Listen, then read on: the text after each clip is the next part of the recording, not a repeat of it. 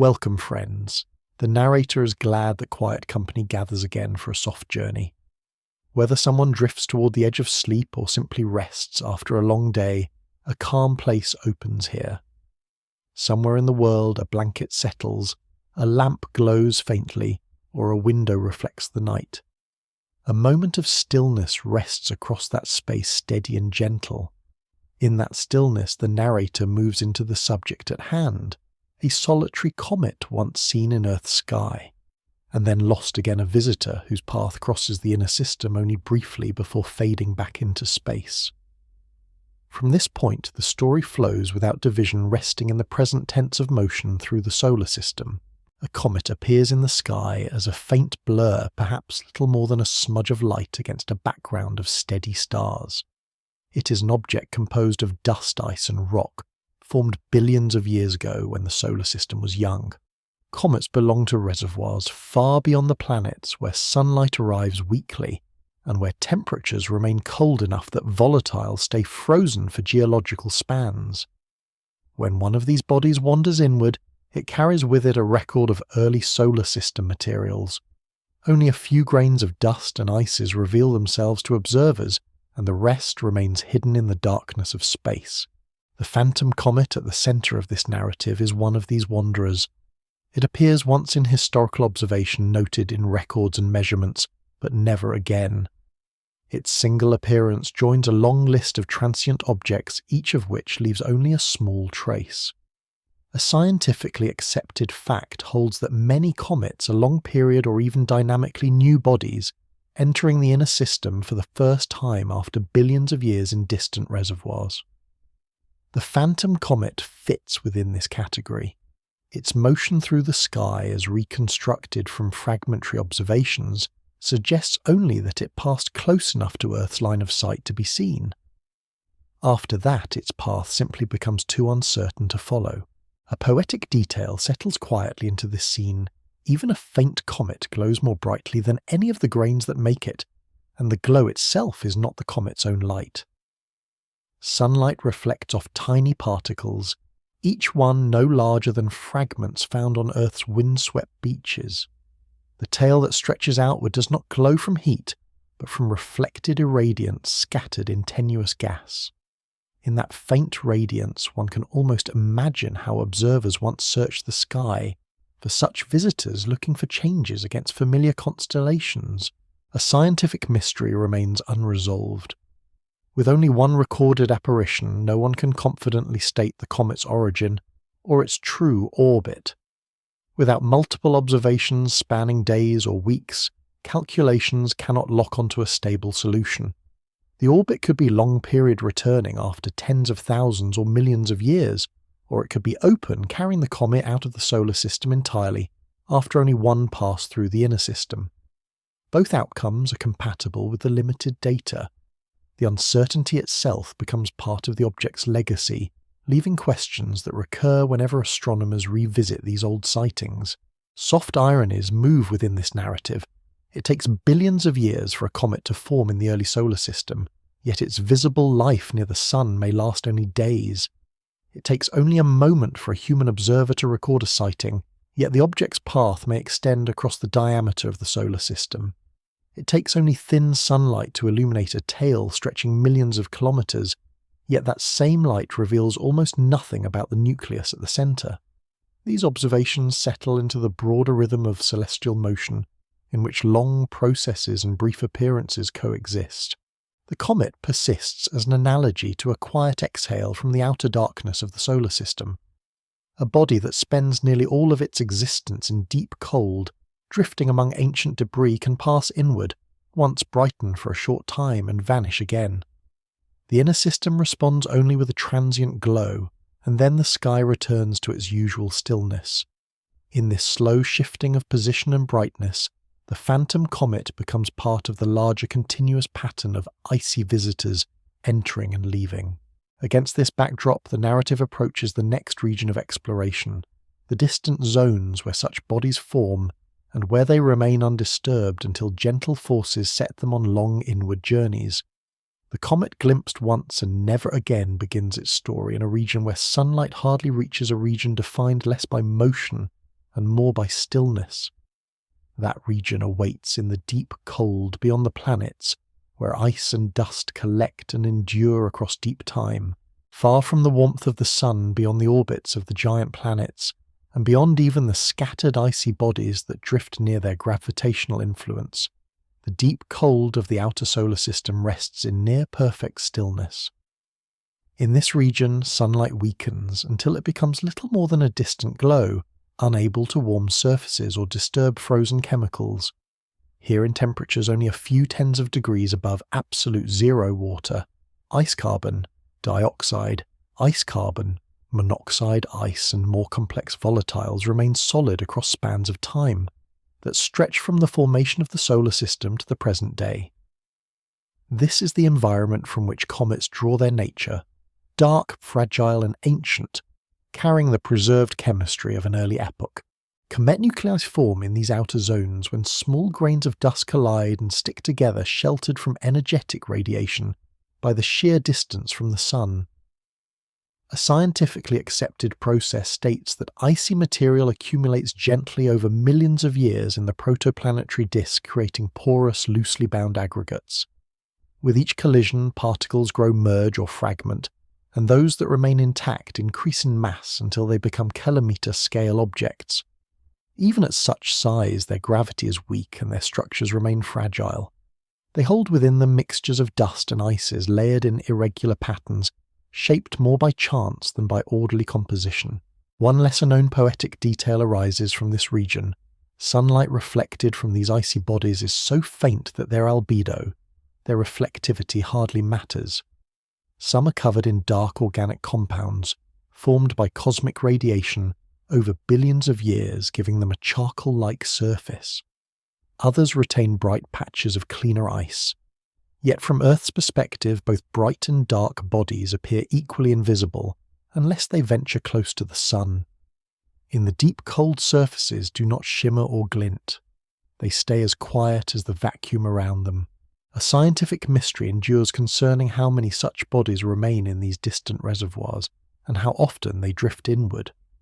The number of objects beyond observable distances cannot be counted directly. Astronomers infer their presence from indirect gravitational effects and from models of the early solar system, but large uncertainties persist. Some bodies may be leftovers from the earliest planet-building processes. Others may have been flung outward by the giant planets. The phantom comet, glimpsed only once, fits naturally into this uncertainty. It could have belonged to a vast population that rarely betrays its presence. Soft ironies settle through this icy domain. It takes only a small amount of heat to vaporize the surface of these bodies, yet they spend almost all their existence far from any source of warmth. It takes billions of years for a nucleus to form, yet only a brief sweep near the Sun to reshape or erase it. It takes countless collisions to build these fragile structures, yet a single close passage to a planet can scatter them into new orbits. These slow and fast motions coexist across scales in a system that rarely hurries.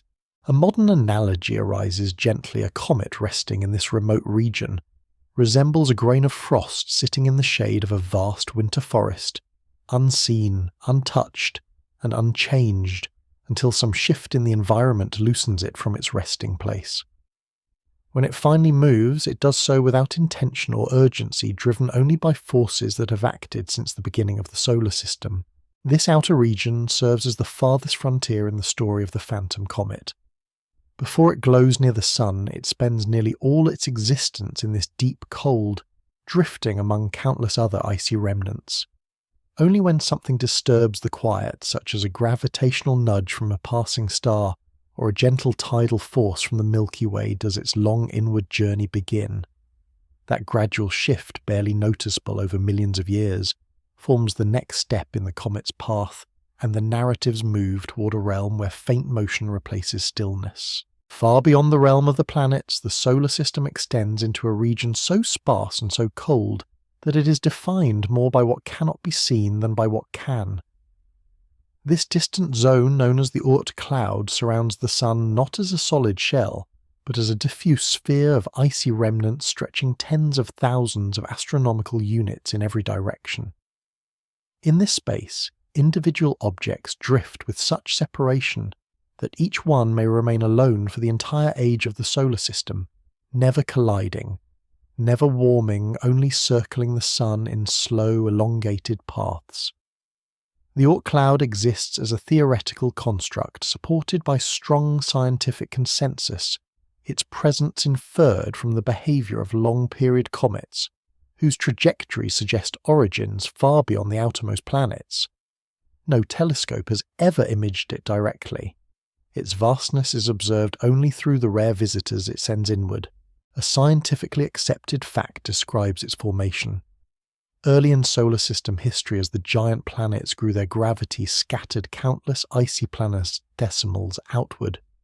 Some escaped the sun entirely flung into interstellar space. Others slowed just enough to remain bound, settling into distant elliptical orbits.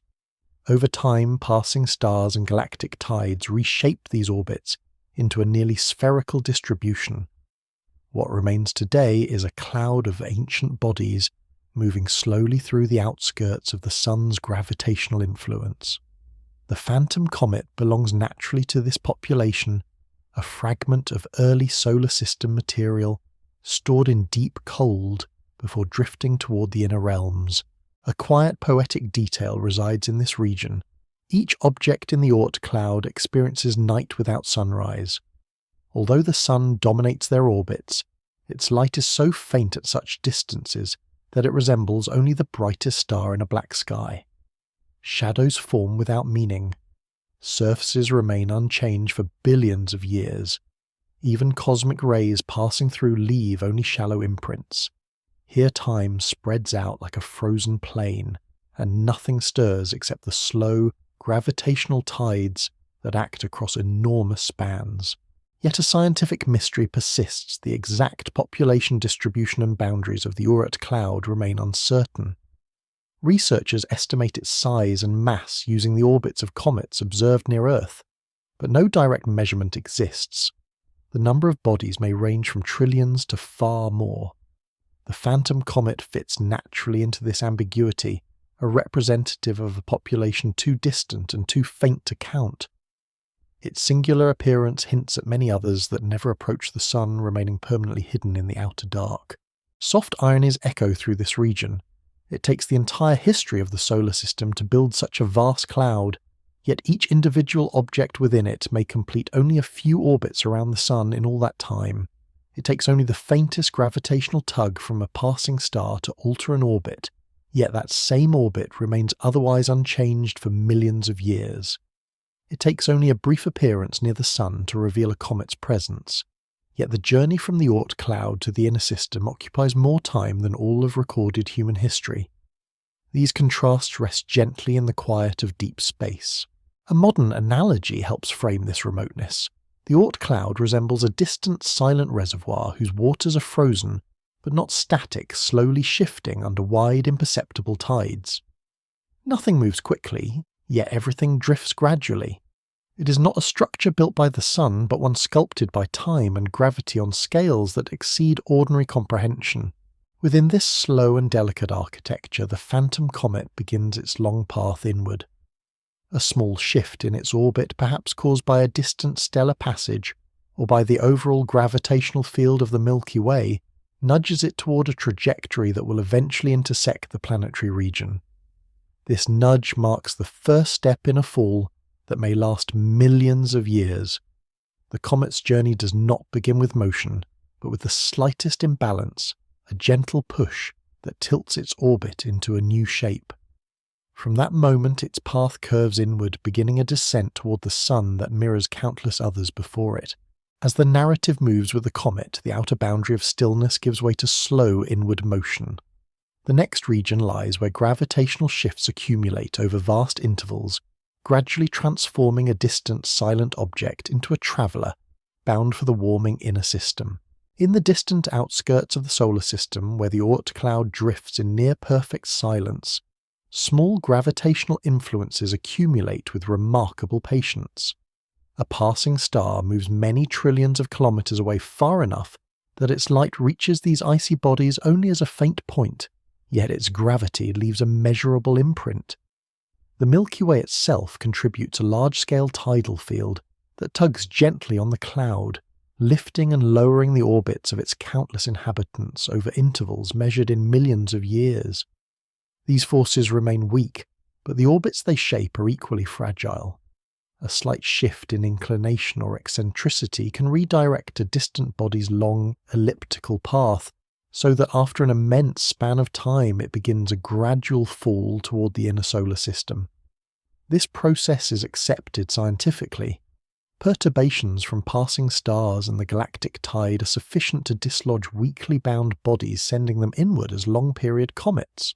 As one of these bodies is nudged from equilibrium, nothing about it changes immediately. Its surface remains dark, its rotation stays slow and irregular, its temperatures remain at levels where nothing sublimes, nothing melts, and nothing moves across the nucleus.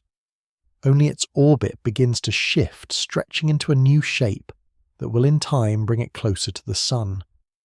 The object does not accelerate rapidly. Instead, it drifts along its altered path with patience built into the fabric of celestial mechanics. Millions of years may pass between the moment the shift begins and the moment the body reaches the planetary realm. The phantom comet's journey fits this timeline, a long descent, initiated by forces too distant to observe directly. A poetic detail emerges in this deep realm. Tiny cometary bodies, though invisible from Earth at these distances, are illuminated softly by the Milky Way. Starlight, faint and diffuse, falls upon their surfaces without warming them. This light carries the imprint of countless stars spread over the galactic disk, bathing the icy bodies in a glow far too faint to reveal texture or colour. Were someone to sit upon the surface of such a nucleus, though no such presence exists, the galaxy would stretch across the sky brighter than the Sun itself, but many times more distant and cold. Even as the comet's orbit begins its inward curve, a scientific mystery lingers. Researchers can model how the galactic tide acts upon distant bodies, and they can calculate how often passing stars perturb the cloud, but they cannot determine which specific star triggered any single comet's journey. The histories of most long-period comets remain inaccessible. Only their observed paths near the Sun hint at possible origins. For the phantom comet, with only one sighting recorded, no such reconstruction is possible. Its entire inward fall, spanning perhaps millions of years, leaves no trace except the brief moment it became visible to observers. Soft ironies weave through this stage of the journey. It takes only a distant star's barely perceptible gravitational pull to redirect a comet that has rested in place for billions of years. It takes only a slight change in orbital energy to shift the future position of a nucleus by billions of kilometers. It takes only the faintest cosmic influence to send a body hurtling toward the Sun after an age of stillness, yet the journey itself unfolds at a pace slower than any human measure of time. These contrasts reflect the quiet interplay between vast forces and small objects in the outer solar system. A gentle analogy comes to mind. The perturbation resembles a soft ripple moving through a frozen lake. The ice itself does not crack or melt, yet the ripple travels, passing through every part of the surface, altering positions so subtly that the change is detectable only after great distance. The comet's orbital shift is similar a ripple in its trajectory that becomes meaningful only after many revolutions through the outer dark. As the comet's orbit slowly shrinks, the influence of the Sun becomes marginally stronger. At first, the increase is so small that the comet remains unaware of any warming influence. Temperatures stay nearly unchanged. The object continues its drift with neither luminous tail nor coma indistinguishable from any other piece of rock and ice in the vast cloud. But gravitational acceleration is patient. With each passing millennium, the comet's speed increases fractionally. Its distance from the Sun decreases by increments too small to measure across a single lifetime. Eventually, across geological time, it descends far enough inward that sunlight grows brighter, though still faint compared with what planets receive. At thousands of astronomical units from the Sun, the nucleus begins to experience just enough thermal input that the outermost layers may undergo subtle restructuring. Molecules trapped within the ices shift positions. Volatile compounds such as carbon monoxide or nitrogen might begin to rearrange or migrate on microscopic scales. These changes remain dormant too weak to create visible activity, yet they foreshadow the transformation that will occur as the comet continues its approach. For the phantom comet, this transition marks the beginning of departure from the outer domain and movement toward a region where solar radiation begins to play a more significant role. Another quiet scientific uncertainty lies here: how exactly the structure of a cometary nucleus evolves during this long inward drift. Laboratory studies, spacecraft missions, and comet encounters have revealed that nuclei can contain mixtures of dust and ices in complex porous arrangements. However, the internal behavior of these materials under extremely cold conditions over enormous timescales remains only partly understood. The rate at which volatiles migrate, the strength of the internal matrix, and the patterns of subsurface stratification are all subjects of ongoing research. This uncertainty folds gently into the phantom comet story, since its entire internal evolution remains unknown. Soft ironies arise again. It takes billions of years for a nucleus to store volatiles, yet only a few thousand years near the Sun to release them. It takes the entire history of the galaxy to shape the comet's initial orbit, yet only a minor nudge to begin its inward journey. It takes only one appearance near Earth to record its presence, yet countless centuries of travel to bring it to that single moment. These ironies drift like quiet echoes through the long arc of the comet's path. Gradually the Sun becomes more than a distant star. At hundreds of astronomical units, its warmth starts to lift ultra-volatile compounds from the nucleus, though this activity remains invisible across such vast distances. The comet's orbit tightens further, and its inclination, eccentricity, and orientation in space shift subtly under the combined influence of the Sun, planets, and galactic tides. It is still far beyond any region where planetary interactions occur, but it now falls clearly under the Sun's dominion. From this point, the inward trajectory continues without reversal. The comet has left the deep stillness of the Oort cloud. Ahead lies the middle space of the outer solar system, a realm where sunlight slowly intensifies, where the first hints of coma formation begin, and where motion becomes perceptible across human timescales rather than geological ones. The phantom comet's path now moves into a region defined by faint awakening, where ices respond to heat for the first time in millions of years, setting the stage for the visible transformation that follows. As the comet continues its slow descent from the remote outskirts of the solar system, the Sun begins to grow brighter than any star in the background. At first, the change is almost imperceptible, noticeable only across epochs rather than moments. The nucleus remains cold, dark, and inert. Temperatures rise by fractions of degrees, still far too low to melt or vaporize the dominant water ice locked within the body. Yet the most volatile substances, carbon monoxide, nitrogen, and other low-temperature ices begin to feel the influence of sunlight in ways that matter on a microscopic level. Molecules start to move in nanometer scale shifts, migrating through pores in the nucleus. This process is scientifically accepted. Sublimation of ultravolatiles can begin at enormous distances from the Sun, though it produces no visible activity until much closer. The comet drifts inward along an elongated path shaped by gravitational influences accumulated over preceding millions of years. At hundreds of astronomical units, its orbital speed remains slow, but faster than in the cloud from which it came. Gravity pulls steadily, drawing the nucleus toward a region where solar energy increases enough to drive change. The inward fall remains gentle, the nucleus rotating irregularly, its surface absorbing sunlight so weak that any warmth dissipates almost instantly. This gradual awakening marks the earliest stage of transformation, a shift from complete stillness to the faintest stirrings within the icy matrix. A quiet, poetic detail presents itself in this middle region. The comet's nucleus still occupies a realm where the Sun casts barely a shadow. Light has so little strength that shadows appear more like softened gradients than defined forms. If one could look outward from the nucleus, the planets would remain invisible, and the Milky Way would still dominate the sky. Only the subtle increase in solar brightness felt more than seen distinguishes this position from the farthest extent of the comet's orbit. A scientific mystery persists concerning how deeply sunlight penetrates the outer layers of a comet at these distances. Some models suggest that sunlight warms only the topmost grains, leaving the interior untouched, while other simulations propose that porous structures allow photons to scatter deep enough to affect subsurface volatiles. No spacecraft has observed a comet at this range, and laboratory studies cannot fully reproduce the conditions. For the phantom comet unseen throughout this phase, these questions remain unanswered. Soft ironies drift across this transition. It takes only faint sunlight to begin altering the most volatile ices, yet the nucleus has travelled billions of kilometres through darkness without change.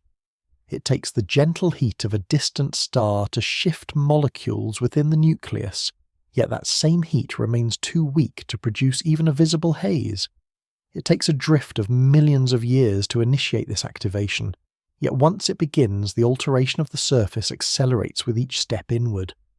These contrasts shape the quiet rhythm of a body emerging slowly from deep cold. The comet approaches a point where heating becomes measurable, not in the melting of water ice still far too cold for that, but in the release of trapped gases from the pores of its dusty surface. Carbon monoxide and carbon dioxide molecules sublimate, weakly diffusing from the interior to the vacuum surrounding the nucleus. A tenuous envelope of gas forms around the surface, invisible from Earth, and almost undetectable from any vantage except directly beside the nucleus. This early coma remains thin, fragile and transient, with molecules streaming outward, only to disperse within moments. Yet it represents the beginning of a visible transformation that will intensify dramatically as the comet approaches the Sun. A gentle modern analogy helps clarify the scene. This early sublimation resembles the first faint mist rising from frost when a distant dawn begins. The frost remains solid, unchanged in appearance, yet tiny vapours drift from its surface, signalling the arrival of warmth. The comet reacts similarly, silent, faint and undramatic, yet undeniably transitioning. As the nucleus travels inward, the Sun's gravitational pull increases, and its acceleration becomes noticeable over centuries rather than millions of years. Still, the journey remains slow. At dozens of astronomical units, the comet reaches the realm where giant planets orbit, though it remains well outside their paths. Here the Sun's influence strengthens enough to drive continuous activity in the ultra-volatile components. Jets of faint gas, though weak, begin to concentrate near areas of the surface that receive slightly more sunlight due to rotation or irregular topography. The nucleus carries no internal heat. All activity arises from the Sun's increasing energy input.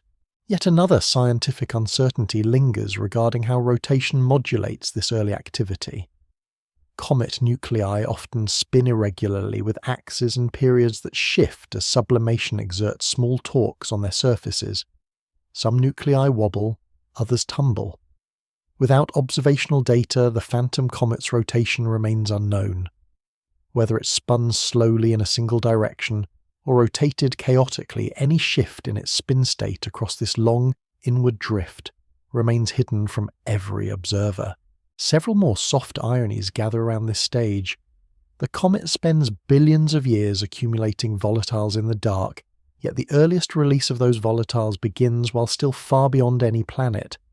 It travels through space unchanged for nearly the entire history of the solar system, yet its transformation begins quietly long before its visible approach to the Sun.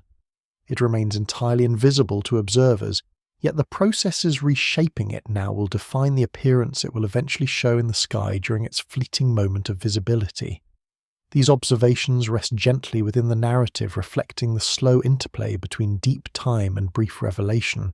The comet moves steadily inward, approaching the colder region of the outer planetary system. At about the orbit of Neptune, sunlight becomes strong enough that sublimation of more robust volatiles increases, feeding a coma that now would appear faintly measurable to a spacecraft if one were present. Dust grains held within the nucleus by weak cohesion begin to detach as escaping gases lift them from the surface. These grains drift away slowly at first, then more quickly as gas production rises. The coma expands into a cloud tens of thousands of kilometers across, though still faint and diffuse. For the phantom comet, unseen and unrecorded through this phase, the process unfolds entirely without witness. No telescope points toward it, no instrument measures its gas production, no observer marks its slow brightening. It remains a solitary body moving along its orbital path, preparing for a future appearance it will make only once in recorded history. As the comet crosses into the region where giant planets orbit, gravitational interactions may shift its path slightly. Jupiter and Saturn, with their substantial masses, influence the motion of long-period comets that pass near their spheres of control. A small change in trajectory can alter the shape of the comet's orbit, adjusting its future perihelion distance, or its long-term return time. Whether the phantom comet experienced such an encounter remains unknown. With only a single recorded sighting, reconstructing its earlier journey is impossible. Yet the possibility remains consistent with the behavior of other comets whose orbits reveal the influence of planetary gravity.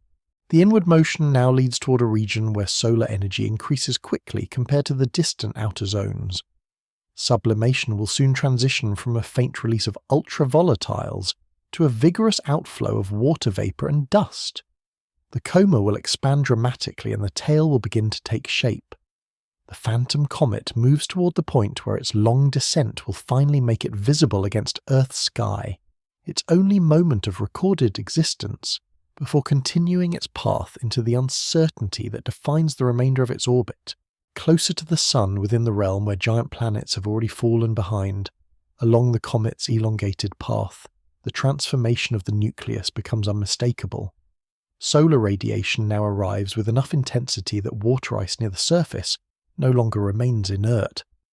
Molecules on exposed faces absorb photons, gain sufficient energy to break their bonds with the solid, and escape into the vacuum as gas.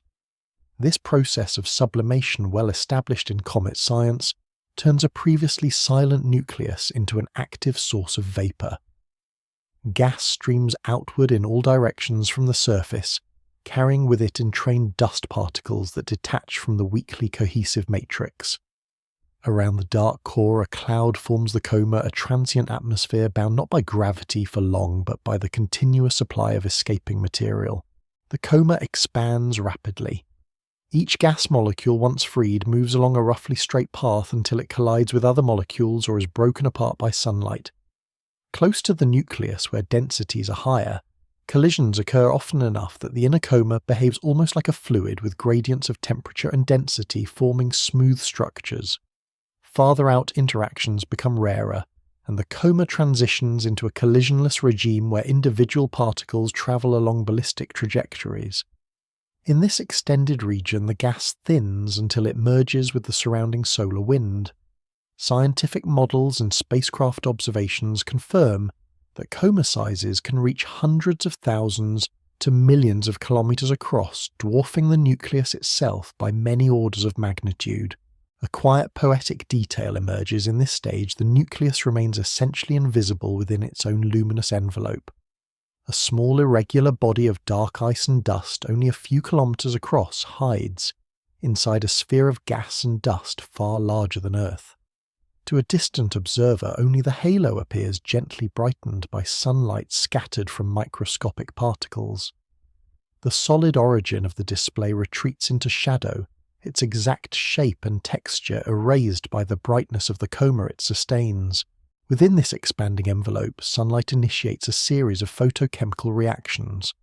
Ultraviolet photons break water molecules into hydrogen and oxygen dissociate carbon monoxide and carbon dioxide, and ionize some of the resulting fragments. The liberated ions respond to the electric and magnetic fields embedded in the solar wind, beginning to form a structure that will evolve into the ion tail. Neutral fragments continue to travel outward until they either escape the system or are eventually swept away. The composition and distribution of these species reveal the chemistry of the nucleus, yet a scientific mystery lingers around the fine-scale arrangement of active regions. Observations show jets, fans, and asymmetries, but the detailed pattern of fractures, pores, and compositional layers beneath the surface that produce these features remains only partly understood. Soft ironies drift through this scene, It takes only a relatively thin veneer of sunlight to drive a coma that extends across distances larger than many planetary diameters, yet that same sunlight previously left the nucleus untouched for billions of years in deep space. It takes only a fragile mixture of dust and ice to create a structure visible across tens of millions of kilometers, yet the nucleus itself remains so dark that it reflects only a small fraction of the light that reaches it. It takes only a brief perihelion passage to release gas and dust that have been stored since the solar system's earliest epochs, yet those materials disperse into space in a matter of weeks or months. As the comet approaches the orbits of the inner planets, its coma thickens near the nucleus. Gas production increases steeply, with decreasing distance from the Sun following well-studied temperature dependencies. The surface does not warm uniformly. Instead, some regions oriented more favourably toward the Sun become more active, driving jets that punch through the surrounding gas. These jets follow the local topography and fractures responding to subsurface reservoirs of volatile rich material. When the nucleus rotates, these jets sweep through space like slow fountains, imprinting spiral structures into the inner coma. Observations from spacecraft around other comets confirm that such features arise from the complex interplay of shape spin and solar illumination. A gentle modern analogy can frame this behaviour. The nucleus resembles a dark, slowly turning stone under a bright lamp, with patches that release faint steam where the light falls more directly. The lamp in this case is the Sun, the stone a mixture of ice and dust, the steam the escaping gases that build the coma. Yet unlike the familiar analogy, the scale here is astronomical, and the faint vapour grows into a vast, nearly spherical envelope. Within the coma, dust grains of various sizes follow different paths. Fine particles remain coupled to the gas flow streaming outward in approximate radial directions from the nucleus. Larger grains, less affected by gas drag, follow orbits that deviate from strict radial lines influenced more by the nucleus's gravity and their initial ejection velocities. The distribution of grain sizes shapes how the coma scatters sunlight, setting its brightness profile and apparent colour. Some comets show comae with subtle hues slightly bluer or redder than the solar spectrum, depending on dust composition and particle size distribution. For the phantom comet, such details go unrecorded. Its single appearance leaves no spectral measurements, only general descriptions of brightness and shape. Another scientific uncertainty rests in how internal structure determines the timing and intensity of activity. Some comets begin to display coma and tail features at relatively large distances. Others remain faint until they approach much closer to the Sun. Differences in composition, porosity, and previous thermal history all contribute, but the exact weighting of these factors for any single nucleus remains difficult to quantify. Without repeated observations or in situ measurements, the phantom comet's specific behaviour can only be placed within the broad patterns established by other long-period comets. Soft ironies continue to accompany the comet's transformation. It takes only the thin outer shell of the nucleus to generate most of the observable activity, yet the bulk of the body remains unchanged inside, preserving a record of conditions that no light can reach. It takes only a narrow range of distances from the Sun to trigger full coma formation, yet the comet's orbit spans a vast radius from the inner system back to the outer cloud. It takes only a small delay in observation-clouded skies, missing instruments for an entire cycle of coma growth and decay, to pass without detailed record even though the underlying physics is well described. As the coma expands and brightens, the comet becomes visible to ground-based observers, equipped with telescopes and sometimes even to unaided eyes under dark skies. The phantom comet, when it finally crosses this threshold, appears as one more diffuse patch among many recorded in astronomical catalogues, a modest central condensation surrounded by a hazy envelope, perhaps with the first hint of a tail extending away from the Sun. The physical processes that produce this appearance are the same for all such bodies: sublimation, gas expansion, dust entrainment, and photochemistry. Yet each comet's coma carries a unique signature of composition, activity pattern, and viewing geometry. In the narrative's slow movement inward, the coma marks the comet's first visible breath of light. A once inert nucleus now surrounds itself with a luminous shell, not through any internal fire but through sunlight acting on ancient ices. Ahead lies the region where this envelope will stretch into distinct tails, under the combined influence of radiation and the solar wind turning a spherical haze into the elongated forms that observers most often associate with comets. The phantom comet advances toward that zone, its brightening coma both a cloak around its nucleus and a prelude to the tails that will soon extend behind it. As the comet moves still closer to the sun, the coma that once appeared nearly spherical begins to stretch and thin in the direction away from the star. Sunlight, which previously only warmed the surface enough to drive gas outward, now exerts mechanical influence on the dust grains embedded within that gas. Each particle, tiny and irregular, intercepts photons that transfer momentum to it, pushing it gently but persistently away from the sun. This process radiation pressure is a scientifically accepted explanation for the formation of a dust tail. While gravity pulls both the nucleus and its surrounding particles toward the sun, radiation pressure counteracts that pull for the smallest grains, bending their trajectories outward. Over time, these altered paths accumulate into a broad curved tail, composed of myriad dust particles, all slowly drifting away from the nucleus, along similar though not identical arcs. Within this dust tail, particles of different sizes follow subtly different journeys. Larger grains, more massive compared with the momentum they receive from photons, deviate only slightly from the comet's orbit.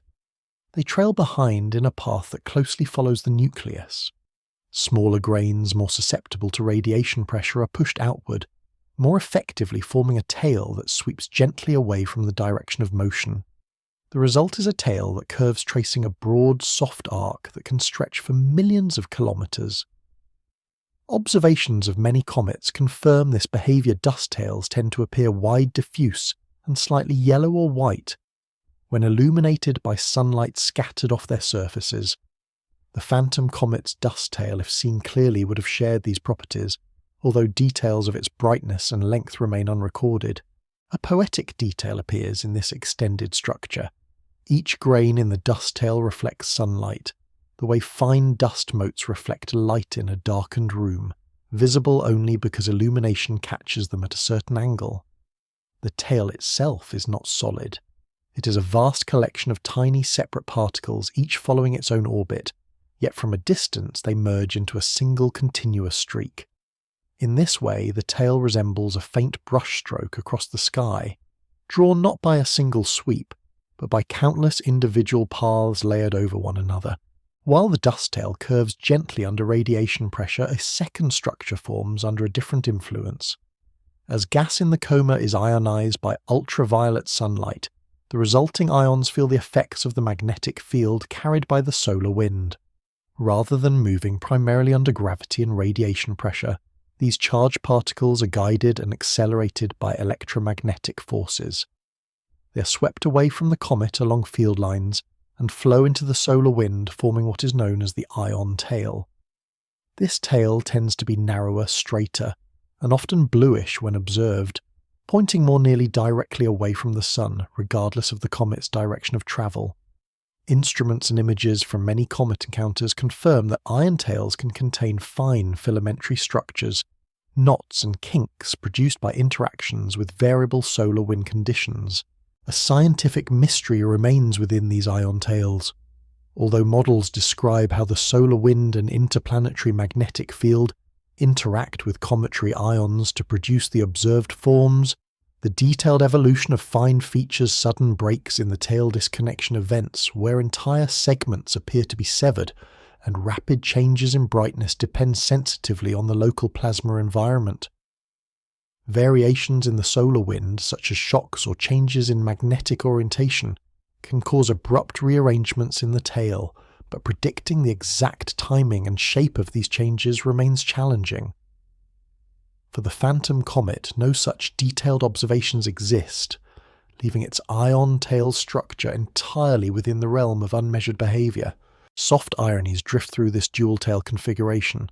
It takes only a small dark nucleus a few kilometers across to generate tails that can extend tens of millions of kilometers into space. It takes only thin sunlight and a tenuous wind of charged particles to sculpt these enormous structures, yet those same forces are too gentle to disturb the planets they pass. It takes only a short passage near the Sun for these tails to appear at full splendour, yet they disperse quickly after perihelion, leaving no enduring trace in the inner solar system. These contrasts rest quietly in the physics of light gravity and magnetism. A modern analogy presents itself softly. The dust tail resembles a slowly drifting plume of smoke spreading and curving under a steady breeze, while the ion tail resembles a faint beam shaped by an invisible flow of charged air. Both are intangible, both shaped by forces that cannot be seen directly, and both exist only while the source remains active. Once gas production falls or the comet retreats from the Sun, these tails thin and vanish, returning their material to the general population of dust and plasma that permeates the heliosphere. Within the dust tail, individual grains follow orbits that will in many cases persist long after the comet itself has moved on. Some remain near the comet's path, forming a trail of particles that can at later times intersect planetary orbits. When a planet such as Earth passes through such a trail, tiny grains enter the atmosphere and burn up due to friction, with the air producing brief streaks of light known as meteors. When many such grains arrive in a short interval, a meteor shower occurs. In this way, a tail that seems to vanish after the comet's passage leaves behind a subtle, enduring effect in the form of dust streams. Whether the phantom comet generated any such stream remains unknown, but the possibility fits within the established behavior of many comets whose debris has been tied to known meteor showers. In contrast, ions in the ion tail rarely persist as coherent structures for long. They are quickly carried away and mixed into the solar wind, losing their connection to the comet that released them. Their role is more transient, yet equally revealing the shape and motion of the ion tail record, the local conditions of the solar wind acting as a kind of tracer for the invisible flow of plasma around the comet. Spacecraft that have flown through such tails have detected changes in magnetic field plasma density and particle composition, confirming the picture that ion tails function as channels through which the solar wind and cometary material exchange energy and particles. Additional soft ionies accompany these processes. It takes only the brief interval of a comet's near-Sun passage to seed the inner solar system with dust that may linger for thousands of years, yet the tails that first reveal this dust appear only for weeks or months. It takes only minor differences in grain size and charge to produce distinct dust and ion tails, yet from a great distance both may blur into a single diffuse feature to the unaided eye. It takes only modest changes in solar wind conditions to reshape the ion tail dramatically, yet the comet's nucleus continues along its orbit largely unaffected by those same changes. As the phantom comet traverses this region, its dust and ion tails form, evolve and extend behind it. To observers on Earth under sufficiently dark skies and with favourable geometry, the dust tail might appear as a soft, sweeping fan, while the ion tail could form a thinner, straighter ray pointing away from the Sun. Together they mark the comet's path not by tracing where it has been exactly, but by showing the flow of material released along its journey. The nucleus moves onward along its orbital path while the tails continually rebuild and disperse, never quite the same from one moment to the next. In the narrative's slow movement, this stage represents the comet's most recognizable form, a luminous head and trailing tails shaped by events at the surface and by fields and radiation in the surrounding space. Ahead lies the region where human observers measure positions and brightness, attempting to reconstruct orbits from short observational arcs, and where the phantom comet's single recorded appearance enters the catalogues that preserve its brief presence in Earth's sky. As the comet moves through the inner solar system with a bright coma and distinct tails, its physical processes continue indifferent to whether any eye or instrument notices. Yet against the dark of night on one small planet, telescopes and patient watchers turn toward the sky, recording its brief passage as positions marked against known stars. For astronomers, a comet is measured not by the texture of its nucleus, or the chemistry of its coma, but first by where it appears and how that position changes with time. The sky is treated as a vast coordinate grid, and each sighting becomes a point on that grid written down with date, time, and reference stars. This method is an accepted foundation of celestial mechanics. From a series of angular positions, the path of a body under gravity can be inferred, at least in principle, even when the body itself remains a distant blur of light. In the era before digital detectors and automated surveys, each observation requires careful alignment of telescope steady tracking and the patient comparison of a moving point with the fixed lattice of background stars. Charts and catalogues list those stars with known positions, and a comet's location is expressed relative to them. Repeated measurements over nights and weeks create a trail of coordinates. The rate at which the object changes position on the sky and the direction in which it moves provide the first hints of its orbit. Near-Earth comets shift noticeably from night to night. Distant ones move more slowly. In both cases, the essential data are the same: right ascension and declination at specific times, each point capturing a moment in the comet's passage. A quiet, poetic detail lives in this process. On each observing night, the comet shares the sky with constellations that barely change over human lifetimes. While stars maintain their patterns shifting only over millennia, the comet slides gently among them, leaving a short-lived trace in notebooks and photographic plates. The fixed stars act as a stable backdrop against which transient objects can be measured, so that a body that will not return for tens of thousands of years is pinned for a brief interval to a grid defined by lights that outlast it. From these positions, astronomers construct a preliminary orbit. A scientifically accepted method developed over centuries allows an orbit under Newtonian gravity to be estimated from as few as 3 well-timed observations, though more improve reliability. The orbit may be approximated as parabolic if only the near-Sun passage is sampled or refined to an ellipse or hyperbola when longer arcs are available. For many comets, especially those returning frequently, dozens or hundreds of measurements permit a detailed solution. For others, only a small number of points exists, and the resulting orbit acquires large uncertainties. The Phantom Comet belongs to this latter class, brief arc sparse data, and a solution that can be drawn but not trusted with confidence. A scientific mystery remains rooted in such cases. When the observational arc is short and the comet's motion is measured for only a few days or weeks, the derived orbit can fit many possible futures. Slight changes in assumed positions or in the weighting of each measurement can shift the estimated eccentricity from bound to unbound. The object may be classified as long-period, potentially returning after immense intervals, or as a one-time visitor on a hyperbolic trajectory never to be seen again. Without additional data, no unique answer appears.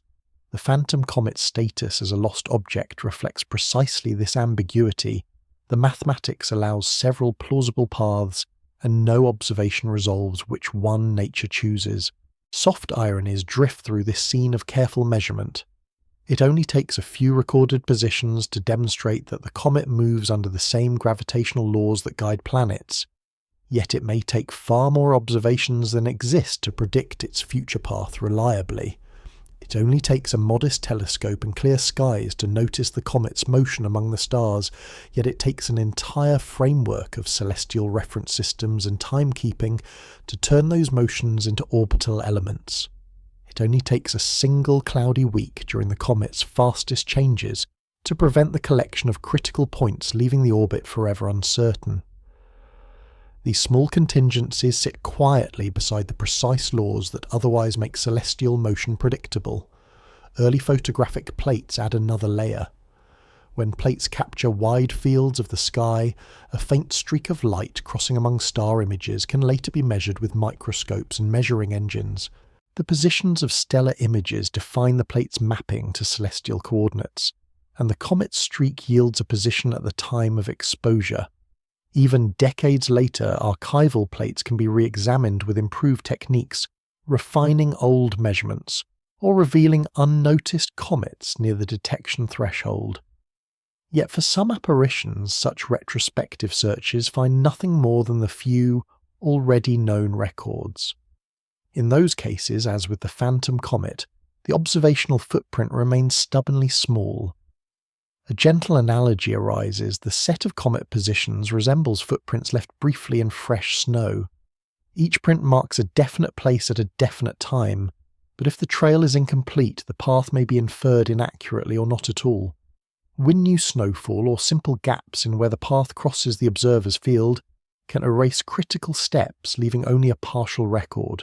In the sky, clouds' daylight and the geometry of Earth's orbit play similar roles, removing opportunities to see the comet and leaving observers with only a fragment of its journey.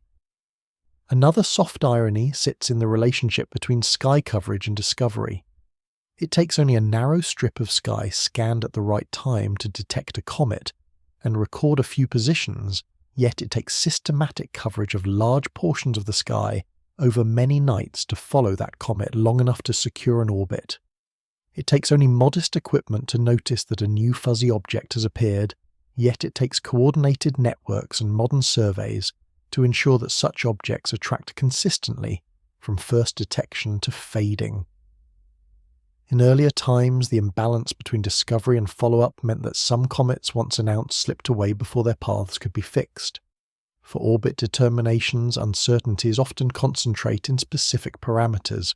When a comet is observed near perihelion, its sky motion can reveal the orientation of its path and an approximate shape, but its period remains poorly constrained. Extrapolating backward and forward along the estimated orbit extends the predicted positions into times when it is too faint to be seen. If the true orbit differs slightly, even by small amounts, the predicted path diverges over years and decades. Attempts to recover the object at later returns then point telescopes to empty regions of sky. The comet has not become invisible through any unusual physics. The predicted coordinates have simply slipped away from reality. The phantom comet's absence on subsequent searches exemplifies this quiet divergence between calculation and nature. Another scientific uncertainty lies in non-gravitational effects. As comets outgas, jets of escaping gas can exert small but cumulative forces on the nucleus, slightly altering its trajectory from that predicted by pure two-body gravity. These effects depend on the distribution of active regions on the surface, the rotation state, and the rate of gas production. In many well-observed comets, including some that revisit the inner solar system frequently, such non-gravitational terms can be measured and included in orbital models. For a comet with only a few positional measurements, such corrections cannot be estimated. They remain hidden within the already large uncertainties of the orbit. Thus, even if the phantom comet's future path is altered by outgassing, no information exists to quantify that change. Soft ironies continue to accumulate. It only takes a slight asymmetric outflow of gas to shift a comet's path by thousands of kilometers over one orbit, yet that shift may remain invisible in the sparse data. It only takes a few seconds of additional exposure time on a cloudy night to have captured a crucial position, yet that exposure is never taken. It only takes the same physical processes that make the comet visible outgassing and jetting to complicate the task of predicting where it will be visible again. The source of information becomes simultaneously a source of uncertainty. Through all of this, the comet itself continues its motion without concern for coordinates or catalogues. The phantom comet passes, perihelion brightens, displays its tails, and then recedes. Astronomers mark its positions while they can calculate an orbit as well as the data allow, and record both observations and uncertainties in ephemerides. When the comet fades beyond the reach of telescopes, the record remains fixed in journals and catalogues. Over time, the entry is revised, annotated, perhaps flagged as a lost object. The physical body, meanwhile, travels onward along whatever path nature has set, either bound to return after a very long interval or slipping permanently into interstellar space. In the slow ambient narrative of celestial mechanics, this stage marks the intersection between physical processes in the comet and intellectual processes on Earth. The tails and coma respond to sunlight and the solar wind. The nucleus follows gravity and subtle outgassing forces. At the same time, observers trace its brief apparition against the stars, building an incomplete but scientifically grounded description of its path. Ahead lies the region of the story where that incompleteness becomes decisive, where a short observational arc, a set of real but limited data, leaves the comet's ultimate fate uncertain, and the phantom remains a visitor seen once, and then not again. After the comet's brief passage across the inner sky, the record that remains consists of a small set of positions, brightness estimates, and perhaps a few descriptive notes about the shape of its coma or the length of its tail. These entries, while precise in the context of individual observing nights, form only a thin slice of the comet's full trajectory. Celestial mechanics, using Newton's laws and the mathematics of orbital determination, can take such points and produce an orbit that fits them. When the arc of observation is long and the data are numerous, this fit becomes tight. When the arc is short and the data sparse, a whole family of orbits can satisfy the same measurements. This is a scientifically accepted difficulty with limited observations. A comet's path becomes under-constrained, and predictions of its future position grow uncertain. The phantom comet occupies this uncertain regime.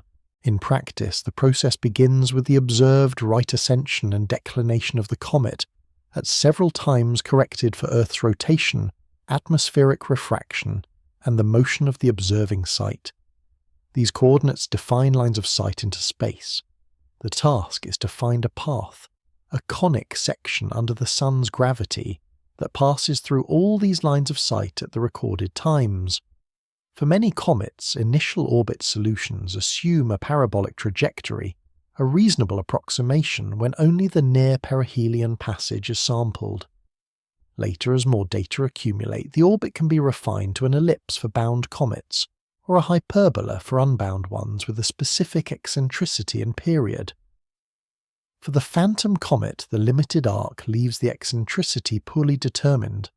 Small changes in the input positions or assumed outgassing effects can tilt the solution one way or another without violating the observations. A quiet poetic detail lies in the way these uncertain paths are described.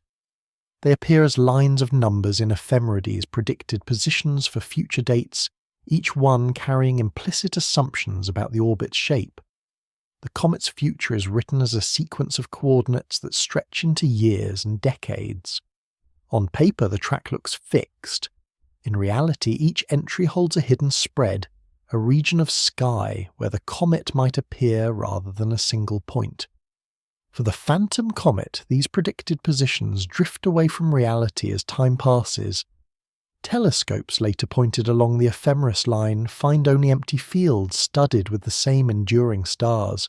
A scientific mystery persists in such cases. The true orbit, the one path that the comet actually follows, remains unknown even though its existence is certain. The mathematics guarantees that there is one solution defined by the comet's initial conditions and the forces acting upon it, but with only a brief observational window, no method can uniquely recover it. Additional uncertainties arise from non-gravitational forces due to outgassing from measurement errors and from possible small perturbations by planets. Each of these effects can alter the orbit subtly, but when observations are sparse, they cannot be disentangled. The phantom comet's actual trajectory continues precise and singular, while human knowledge of it remains a closed interval bounded by the dates of observation. Soft ironies unfold quietly around this fading track. It takes only a single gravitational law to describe the comet's entire motion, yet it takes many more observations than exist to reconstruct that motion with confidence. It takes only a few nights of clear skies to anchor an orbit tightly, yet a week of poor weather or an inconvenient geometry can remove those nights from the record forever. It takes only a straightforward application of known physics to project the comet's path far into the future, yet the missing information ensures that those projections will likely place it in the wrong patch of sky. Another soft irony appears in the contrast between past and future precision. Positions observed during the comet's apparition are known with high accuracy. They can be remeasured from preserved plates or logs, yielding coordinates to arc-second scales. Yet the farther those positions are extrapolated forward or backward in time, the wider the envelope of uncertainty becomes. The past and present are sharply defined. The future spreads out into a diffuse possibility. In the case of the phantom comet, this diffusion becomes so wide that the object is effectively lost, even though its motion remains in principle entirely deterministic. A third quiet irony lies in the dual role of activity. The same gas jets that make the comet visible driving coma and tail also exert small reactive forces on the nucleus. These forces alter the orbit slightly, shifting the path away from that predicted by gravity alone. For comets observed many times, these non-gravitational terms can be fitted from the data and included in updated orbital elements. For a comet like the phantom one seen only briefly, these subtle accelerations cannot be quantified. The outgassing that reveals the comet's presence simultaneously adds uncertainty to its future course, a reminder that visibility and predictability do not always align. A gentle analogy offers another perspective. The comet's observed positions resemble a short fragment of a long-written sentence copied into a notebook, while the rest of the sentence remains unread. From that fragment, the structure of the language can suggest how the sentence might continue, but multiple continuations are consistent with the same opening. Without the rest of the text, no one can know which continuation is correct. The orbit solutions derived from limited observations are like those plausible continuations, mathematically consistent yet incomplete, each one an approximation of a path that only nature knows in full. In the decades following the phantom comet's sighting, astronomers may return to the recorded observations, applying improved methods and updated models. They might search archival images taken around the time of the original apparition, hoping to find additional exposures that extend the arc. They might update gravitational constants, planetary ephemerides, and even include estimates of non-gravitational terms. Each revision narrows or shifts the family of possible orbits. Yet without new sightings, the process eventually reaches a limit. The predicted time of return, if the comet is bound, might span decades or centuries. The predicted sky location might cover swaths too large to search effectively. At that point, catalogues may mark the object as lost, acknowledging that the recorded arc is too short to support reliable recovery forecasts. Another scientific uncertainty settles around the question of the comet's physical survival. Some comets disintegrate during their passage near the Sun, fragmenting into smaller pieces that drift apart and fade. Others lose only a surface layer and remain largely intact. Without detailed monitoring, it's impossible to know which outcome occurred. The phantom comet could follow either path. It may continue on a very long period orbit, its nucleus weakened, but surviving, destined to return after tens of thousands of years to an entirely different configuration of planetary orbits and observers. Or it may have released enough material during its apparition to destabilize its structure, breaking apart into fragments too small and faint to be recognized as a returning body. Both scenarios fit comfortably within what is known about comet behavior. Soft ironies gather once more around this ambiguity. It takes only a single perihelion passage to weaken a fragile nucleus significantly, yet the outward appearance of the coma may not betray the extent of internal damage. It takes only a small fragment to carry on the original orbit, yet if that fragment is too small, it no longer registers as a comet from Earth's vantage point. It takes only one disintegration event to end the comet's individuality as an object. Yet the dust and gas released continue to travel under the same gravitational rules, becoming part of broader meteoroid streams or interplanetary dust populations. The comet's identity as recorded in catalogues may fade while its material persists in more diffuse forms. For the phantom comet, the record now lies mostly on paper and in digital archives. Observations are preserved not in the sky, where the object once glowed, but in tables of numbers and short descriptions. The track as far as measurement allows is known. Beyond that, it fades into uncertainty. The physical body remains somewhere along whatever path its initial conditions and subsequent perturbations dictate, moving through space with no need of being found. The contrast between the comet's ongoing existence and the fading of its orbit from human knowledge forms a quiet boundary in the narrative, a point where physics continues cleanly, while observation and prediction grow dim. From this stage, the story turns naturally toward trajectories that by their nature do not repeat in any practical sense. Some comets arrive on paths so extended or so open that for all intents and timescales relevant to planetary history, they are one-time visitors. The phantom comet may belong to this class, or it may simply follow a period so long that its next return lies beyond the span considered. In both cases, it becomes for astronomers and records alike a presence that appeared once left its numerical trace, and then receded into a pattern of motion that continues whether or not it is ever seen again. In the family of possible orbits under the Sun's gravity, some paths close, gently back on themselves, while others open outward and never return. Ellipses describe bound motion, the kind traced by planets and most short-period comets, while parabolas and hyperbolas mark trajectories that either barely remain bound or escape entirely. This classification follows from the total orbital energy of the body. If that energy with respect to the Sun is negative, the orbit is closed. If it reaches zero or becomes positive, the path opens. In practical comet science, many long-period comets appear near perihelion on orbits so stretched that they are nearly parabolic with eccentricities close to 1. Some of these are truly bound, destined to return after hundreds of thousands or millions of years. Others, with only slightly higher energies, follow hyperbolic paths that lead them out of the solar system forever. The difference between these cases can be small in speed, but its consequences extend across all future time. When a comet arrives on a near-parabolic orbit, its speed near perihelion almost matches the local escape speed from the Sun. At Earth's distance, the escape speed from the Sun's gravity is on the order of tens of kilometers per second, and a long-period comet passing at that radius can move at comparable velocities. Even small additional accelerations from planetary encounters or asymmetric outgassing can tilt such an orbit from marginally bound to unbound.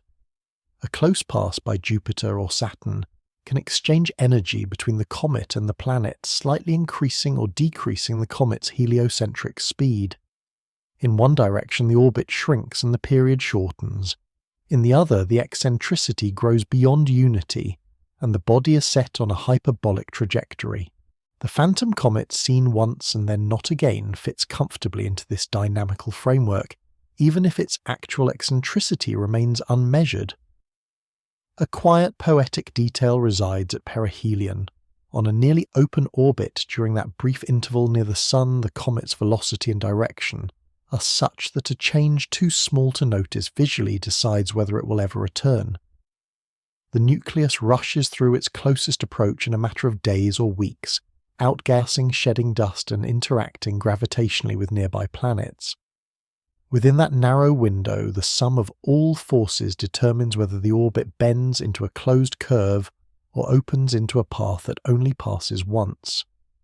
From the comet's own perspective, if such a perspective could exist, there is no threshold, only smooth motion.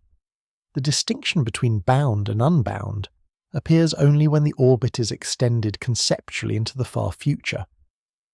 A scientific mystery persists in the statistics of these nearly open trajectories.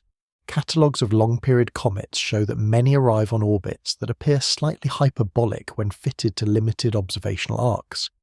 In some cases, this hyperbolicity may be real, indicating visitors that fall through the solar system once before returning to the galactic background. In others, the apparent excess energy likely reflects measurement uncertainties or unmodelled non-gravitational forces.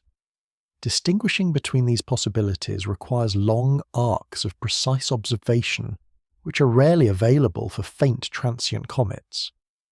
The phantom comet's recorded path could fall on either side of this subtle divide. Without additional data, it remains unclear whether it belongs to the population of distant Oort cloud objects sent inward by galactic tides, or to a rarer class of bodies on genuinely escaping orbits. Soft ironies accompany this uncertainty. It takes only a fraction of a kilometre per second of extra speed to convert a bound orbit into an escaping one, yet that difference may remain hidden, within the noise of positional measurements. It takes only a single close encounter with a giant planet to alter a comet's fate for the entire future of the solar system. Yet that encounter may last only hours and leave no direct record.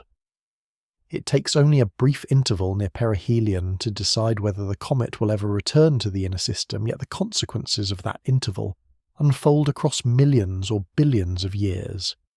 These ironies rest quietly in the contrast between short-lived interactions and long-lived outcomes. Another set of soft ironies appears when considering perspective. From the standpoint of the Sun, a hyperbolic comet is a visitor that arrives, swings around once, and then drifts outward until its path blends with that of the background stars. From the standpoint of the comet's origin region, whether that region is the Oort cloud or interstellar space, the passage through the inner solar system is a minor perturbation in a journey that spans vast distances. From the standpoint of observers on Earth, the same passage may be the only opportunity ever to record the object. The same trajectory described by a single mathematical curve carries different meanings depending on where and when it is considered, yet the orbit itself remains indifferent to all such viewpoints. A gentle analogy frames these paths that do not repeat. A comet on a hyperbolic or nearly hyperbolic orbit resembles a stone thrown from a valley over a distant ridge. If the stone's speed falls just short of what is needed, it arcs upward, slows, and eventually returns to the valley along a mirrored path. If the speed crosses the threshold by a small margin, the stone crests the ridge and continues onward into another landscape never to come back. The ridge corresponds to the escape energy from the Sun, and the comet's velocity near perihelion determines on which side of that ridge its future lies. The physical processes that impart or remove the final increment of speed, the tug of a planet, the recoil from outgassing jets act like subtle changes in the throw. Within the population of long-period comets, many are on orbits that are effectively non-repeating on human timescales, even if technically bound. A comet with a period of several million years will not return while any present system of record-keeping remains, nor while continental positions on Earth stay as they are. For practical purposes, such an object behaves like a one-time visitor. The phantom comet may occupy this category, bound in principle, unreturning in practice. In catalogues, its orbital elements may list a formal period, yet that number holds little operational meaning. No one now alive and no direct descendants of current instruments will be present when such a cycle completes. Soft ironies emerge here as well.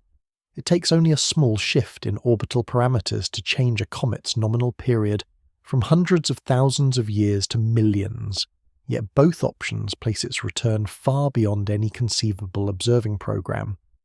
It takes only one entry in a catalogue to mark that an object has been seen, yet the interval until its next appearance may be so long that the original catalogue, the language in which it is written, and even the present arrangement of oceans and continents will have changed.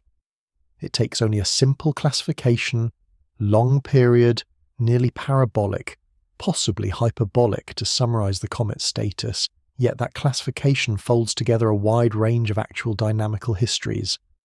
One final soft irony lies in the way such paths are recorded. It takes only a few nights of favourable geometry and clear weather for a comet's orbit to be fitted and assigned a designation that encodes its dynamical type. It takes only a short note to indicate that the orbit is uncertain, nearly parabolic, or possibly hyperbolic. Yet behind those few words stand processes that span from the early shaping of the Oort cloud to the present state of the galactic neighbourhood. In the ambient narrative of its passage, the phantom comet moves through perihelion on a path that likely does not repeat in any meaningful human sense. Whether technically bound with a period too long to matter, or truly unbound on a hyperbolic orbit, it leaves the inner system after a single recorded visit, its tail's fading coma, thinning nucleus, cooling back toward the temperatures of the outer dark, and its future motion, merging gradually into the larger pattern of distant icy bodies and interstellar wanderers. As the comet approaches and passes perihelion, the balance between what holds its nucleus together and what pulls it apart reaches its most delicate point. The same sunlight that awakened the ices in the outer regions now heats the surface strongly enough that sublimation proceeds at intense rates. Large amounts of gas escape from the top layers, carrying dust and small fragments with them. Jets open and close as rotation exposes different regions to the sun. Thermal gradients build between sunlit and shadowed faces, producing stresses within the porous structure. The nucleus, once a quiet repository of ancient ices, becomes a place where fractures grow voids, expand, and material near the surface is removed layer by layer. This behavior is scientifically confirmed by observations of some comets that fragment or fade dramatically near their closest approach to the sun. In some nuclei, cohesive forces and internal structure are sufficient to withstand these stresses. The body loses material but remains largely intact, rounding its edges and exposing fresh layers for future passages. In others, the structure proves more fragile. Differences in composition, porosity, and pre-existing fractures combine so that sections of the nucleus break away. A single body becomes several, each smaller than the original. These fragments may continue along nearly the same orbit, briefly forming a small train of comets that share a common path. Some of them disintegrate further, breaking into clouds of dust and gravel. Over time, their collective brightness may drop below detectability, leaving only a diffuse trail of debris along the orbital path. A quiet, poetic detail lies in the way such disintegrations can appear. Instead of a single sharp nucleus at the centre of the coma, a faint elongation, or a set of small condensations may emerge, each one a piece of the former whole. The coma becomes asymmetric, stretching along the direction of motion, and the tail acquires subtle structures as dust released from each fragment mixes into the flow. To a distant observer, the comet seems to soften its definite core, replaced by a more diffuse transient glow. Eventually, even these features fade until nothing distinguishes the comet from the general background of interplanetary dust. A scientific mystery persists regarding which comets will survive perihelion and which will not.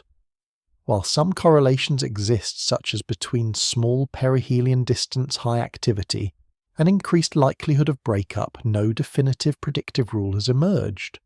Two comets of similar size and composition can behave differently, one remaining intact, the other fragmenting. Internal structure, such as layering void distributions and the presence of weak zones, likely plays an important role, but these properties cannot be measured directly for most nuclei. In the case of the phantom comet, no detailed monitoring accompanied its passage, so whether it shed only surface layers or broke into fragments remains unknown. Its disappearance from observation could signify either gradual fading as it recedes, or physical disintegration near or shortly after perihelion. Soft ironies rest gently within this uncertainty. It takes only one close passage to the sun to erase a nucleus that has persisted since the early solar system, yet the external appearance of the coma may show only a smooth brightening and fading to distant observers. It takes billions of years to assemble and preserve the fragile structure of a comet in the outer dark, yet only a few weeks of intense heating at perihelion to dismantle it. It takes careful long-term observation to distinguish between a comet that has simply grown too faint to see and one that has physically ceased to exist as a coherent body, yet many apparitions, including that of the phantom comet, pass without such continuous monitoring. As disintegration proceeds, the mass that once resided in a single nucleus spreads along the orbit. Dust grains and small fragments follow paths controlled by gravity and radiation pressure, forming a growing stream of material. Over time, this stream can evolve into a meteoroid trail that intersects planetary orbits. When Earth's path crosses such a trail, the atmosphere experiences an increased rate of small impacts visible as meteors. Some known meteor showers have been linked to past comet disintegrations where the parent nucleus no longer exists as a distinct object. In such cases, the comet has effectively ended, yet its debris continues to create observable phenomena long after the nucleus has vanished. Whether the phantom comet has left such a legacy remains unconfirmed. The meteoroid stream it might have produced could be too sparse, too widely dispersed, or too weakly correlated with its original orbit to be identified. Another soft irony appears here. It takes only a brief burst of cometary activity near perihelion to release material that will intersect Earth's orbit for centuries or longer, yet the parent comet may no longer be present for those later encounters. It takes only small grains of dust to create vivid streaks in the atmosphere, yet those grains originated in a body that was itself barely visible. It takes only a narrow band of orbital space to host a meteoroid stream, yet the planets and their observations must align with that band at the right time to notice it. The phantom comet could in principle have contributed to such a stream while remaining unrecognized as its source. In some cases, comet breakup is not gradual but sudden. Stresses accumulate until a threshold is reached, and the nucleus fractures catastrophically. Observations of certain comets show abrupt decreases in brightness, followed by the appearance of multiple fragments, or the total disappearance of a central condensation. These events can occur near perihelion, where heating is strongest, or at larger distances where rotational spin-up induced by asymmetric outgassing can exceed the structural strength of the nucleus. The debris spreads along the orbit, sometimes leaving only a dust cloud that quickly becomes indistinguishable from the general background. Without continuous observation, such an event can go largely unnoticed, particularly if the original comet was faint. For the phantom comet, a similar fate remains a plausible but unverified outcome. A gentle analogy helps crystallize this stage of the story. The disintegrating nucleus resembles a piece of porous chalk exposed to a running stream. At first, only the outermost surfaces erode, releasing fine particles into the flow. Over time, water penetrates fractures, widening them, until the piece breaks into smaller parts that dissolve more quickly. Eventually, nothing remains but dispersed sediment carried downstream. In the comet's case, sunlight and sublimation replace water, and the downstream path is the orbit around the Sun, but the progression from intact to fragmented to diffuse remains comparable. Yet another set of soft ironies settles over the end of a fragile nucleus.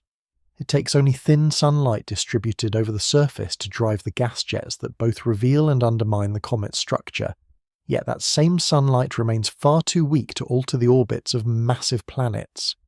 It takes only small internal voids and fractures to determine whether a nucleus can endure repeated passages, or fails on its first close approach, yet those internal details may never be observed directly. It takes only the same processes that produce the beauty of comets and tails sublimation gas flow dust release to also erase the solid body that initiated them, turning what began as a discrete object into a widely dispersed cloud. For the phantom comet, the narrative accepts that its later condition is unknown. After its single recorded apparition, it could remain on a long-bound orbit, its nucleus weakened but intact, cooling again in the outer dark, destined to return after an interval too long to matter for human records.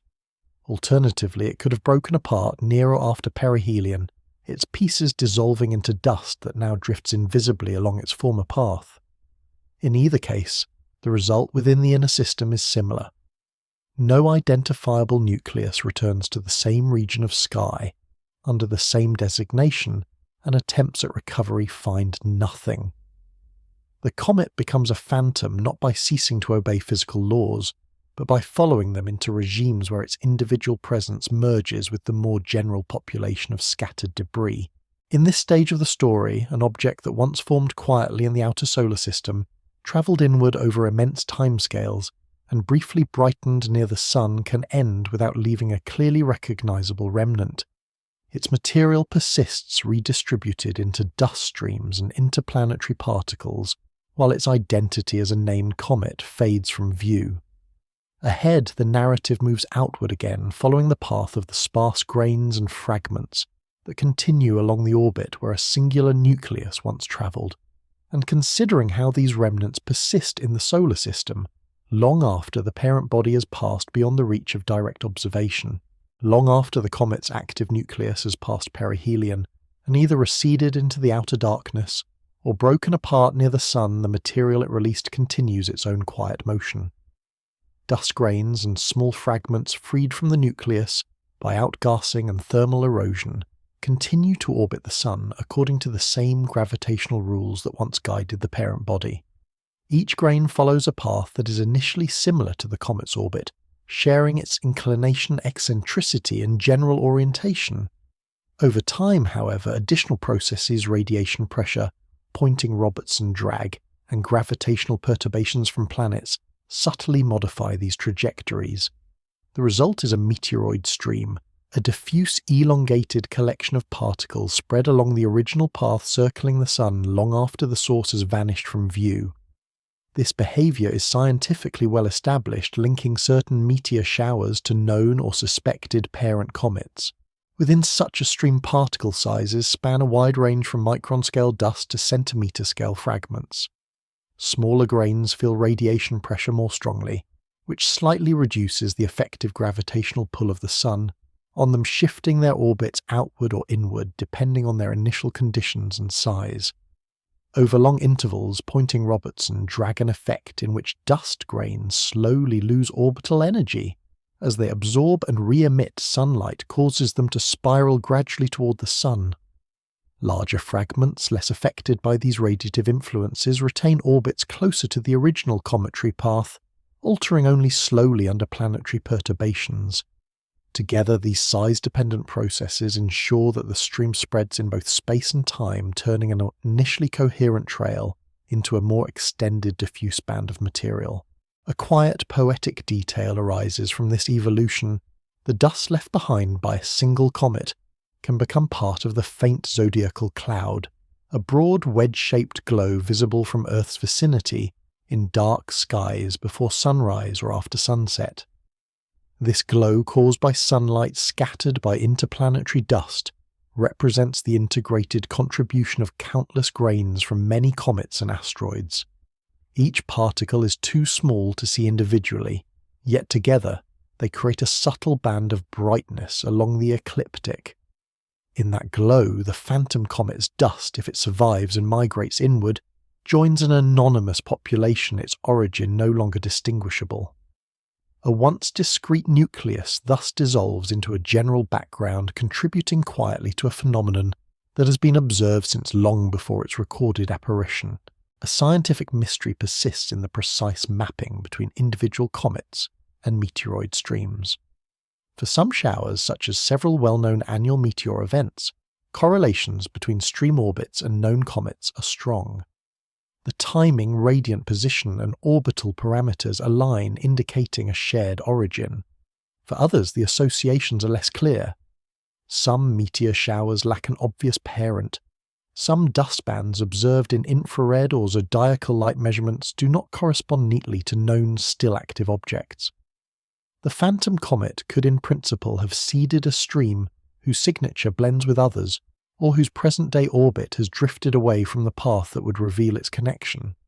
Without direct evidence, that link remains speculative, folded into the broader uncertainty of how many unseen or long disintegrated comets have contributed to the dust environment. Soft ironies move through this domain of drifting grains. It takes only a brief period of vigorous outgassing near perihelion to release dust that will remain in solar orbit for tens of thousands of years, yet the active phase itself may last only weeks. It takes only tiny grains, each no larger than sand or smaller, to produce a meteor that briefly outshines every star in a patch of sky. Yet those grains originate from a nucleus that was itself barely visible as a faint blur. It takes only a narrow stream of meteoroids intersecting Earth's path to produce a meteor shower, recognizable every year, yet the parent nucleus that created the stream may no longer exist as a coherent object. As the meteoroid stream ages, planetary perturbations play an increasing role. Each time particles pass near a planet, especially a massive one such as Jupiter, their orbits can shift slightly. Some grains are deflected into new paths that no longer intersect the original trajectory. Others are shepherded into resonances where gravitational interactions with planets cause their orbital periods to maintain simple ratios with those of the perturbers. Over long intervals, these effects can compress or disperse portions of the stream, creating denser filaments and more diffuse wings. Observations of meteor showers from Earth confirm that some streams contain fine structure. Brief outbursts of high activity occur when Earth encounters a particularly dense clump of particles, while other years produce only a sparse display. A gentle modern analogy helps capture this behaviour. The stream resembles the wake of a ship on a calm sea. Immediately behind the vessel, the wake is narrow and bright with foam closely tracing the ship's path. Farther behind, waves spread interact with currents and gradually lose the sharp definition of their origin. Over time, the wake merges with the general texture of the sea. In the solar system, the ship corresponds to the comet, the wake to the dust and meteoroids, and the sea to the background of interplanetary space. The phantom comet, once the moving source, leaves a wake that gradually loses its direct association, even though its components continue to travel. More soft ironies appear when considering Earth's role. It takes only a thin crossing of a meteoroid stream for Earth's atmosphere to experience a meteor shower that recurs annually, timed precisely by the planet's orbit. Yet the density of particles within that stream may be so low that only a handful of grains actually enter the atmosphere at any given location. It takes only fragile dust grains easily crushed by hand, if they could be collected intact, to produce brilliant streaks that create the impression of violent fiery events. Yet the physical process is simply the rapid heating and ionization of air along a narrow path. It takes only the repeated crossing of the same stream over centuries for meteor showers to become part of atmospheric and observational records, while the original event that created the stream, perhaps a comet's disintegration, remains unobserved or poorly documented. As Poynting-Robertson drag continues its slow work, many of the smallest grains gradually spiral inward. They cross the orbits of the planets, sometimes encountering them, more often drifting past unnoticed. Eventually, some of these particles approach so close to the Sun that they are heated to sublimation or vaporization, removing them from the solid dust population. Others collide with fellow grains, fragmenting into even smaller pieces that respond more strongly to radiation, accelerating their inward drift. Over timescales far longer than those of human observation, the inner solar system's dust population represents a dynamic balance between input from comets and asteroids, and removal by radiative and collisional processes. Into this balance, the phantom comet's material contributes briefly, then is redistributed beyond easy recognition. A scientific uncertainty lingers in the detailed lifetime of specific dust streams. While general timescales for Poynting-Robertson drag and collisional erosion can be estimated, the actual longevity of a particular stream depends on its initial mass particle size distribution and orbital configuration. Some streams may dissipate or merge with the background in tens of thousands of years. Others may persist far longer, their inner portions gradually thinning, while outer sections remain loosely bound. For the phantom comet, any debris it shed would follow this general pattern, without leaving a clearly traceable signature. The question of how long its dust remains a coherent stream is therefore left open, one more instance where physics provides ranges but not specifics without detailed initial conditions. Soft ironies return when the scale of time is considered. It takes only a brief human lifetime to observe multiple returns of a meteor shower, seeded by a long-vanished source, yet the grains responsible may have been released before written histories in their present form. It takes only a few equations to describe the balance between radiation forces, gravity, and collisions. Yet the actual trajectory of any single dust grain remains practically unknowable once it enters the diffuse environment of interplanetary space. It takes only a few minutes of meteor activity on a clear night to remind observers of the presence of cometary debris, yet those minutes represent the ongoing consequence of processes that began with a comet's slow inward journey over millions of years. In the slow ambient arc of the narrative, the dust and meteoroid stream represent the comet's extended presence in the solar system after its visible form has faded. The nucleus may be gone or far away, the coma long dispersed, the tails invisible, yet the grains released during that brief active phase continue to orbit, collide, drift inward, and occasionally meet the atmospheres of planets. For the phantom comet, whose nucleus appears once in recorded observations, and then never again, this lingering residue becomes the most plausible enduring trace.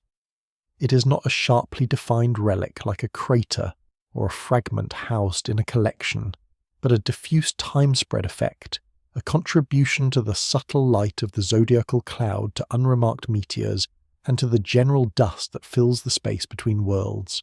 From here, the story turns back toward Earth's perspective on such transient visitors, considering how historical records, modern surveys, and theoretical reconstructions attempt to link past apparitions, present meteors, and unseen debris into a coherent picture.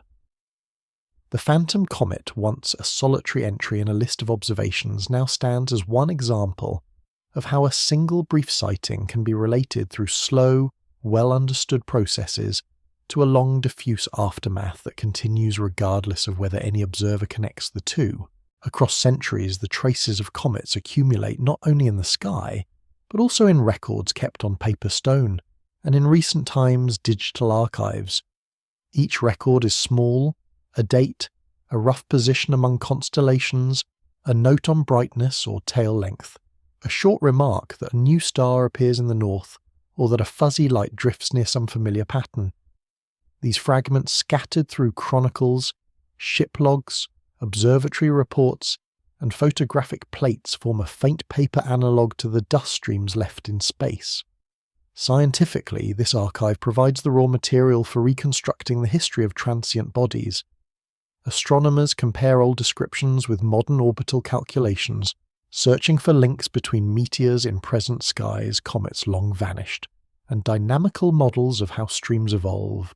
In this slow work, the Phantom Comet appears as one more entry, a set of positions, and dates a brief mention.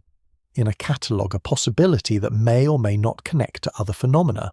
One accepted fact underpins these efforts: the orbit of a meteoroid stream inferred from meteor trajectories recorded in the atmosphere can be compared with the orbit of a comet.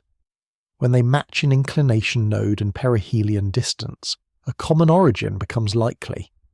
Modern meteor radars and photographic networks measure the incoming paths of meteors with high precision, determining not only where they appear in the sky, but also their velocities. From these heliocentric orbits are reconstructed, revealing the stream's broader geometry. In parallel comet orbits, where known, are computed from telescopic observations. When these two sets of orbital elements align, a link between falling meteors and a parent comet emerges.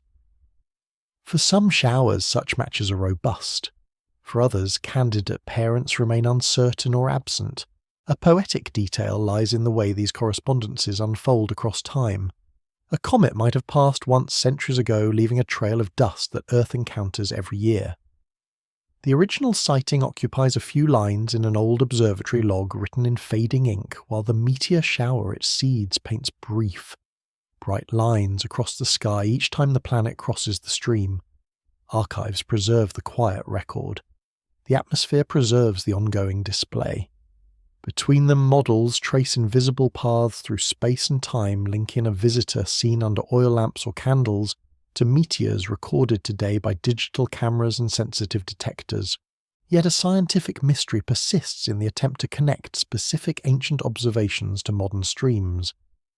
Many historical reports lack the precise positional data needed to determine exact orbits. Descriptions may place a comet near a bright star or in a particular constellation without enough detail to fix its motion.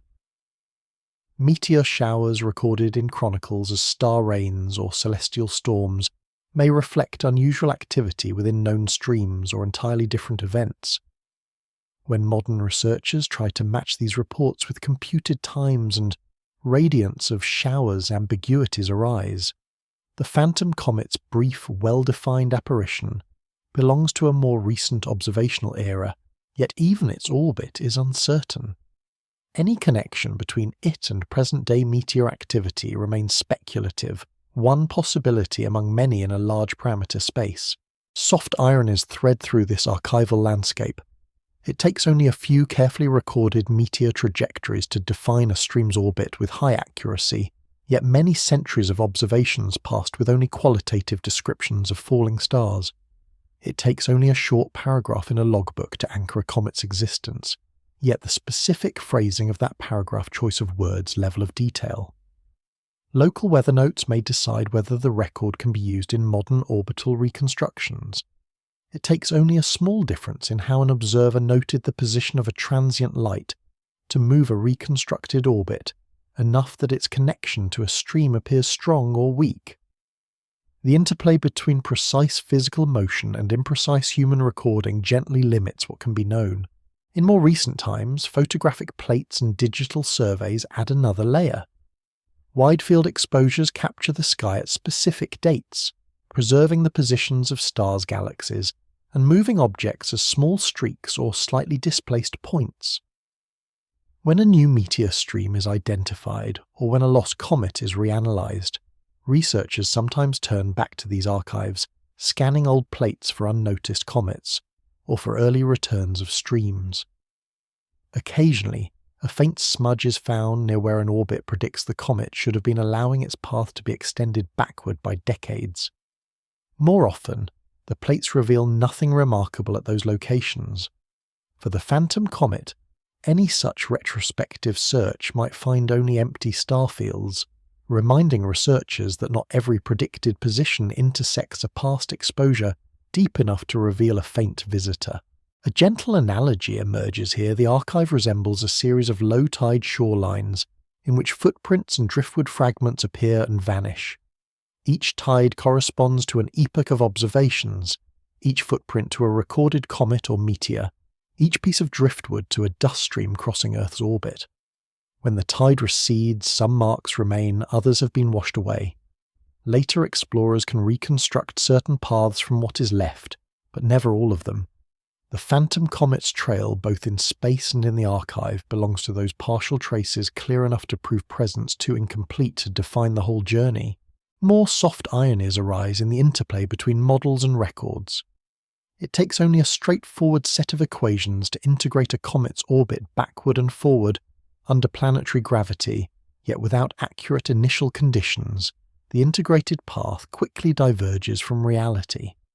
It takes only a few meteor trajectories to provide a precise present-day stream orbit, yet linking that orbit to a specific ancient comet may require records that never existed or have since been lost.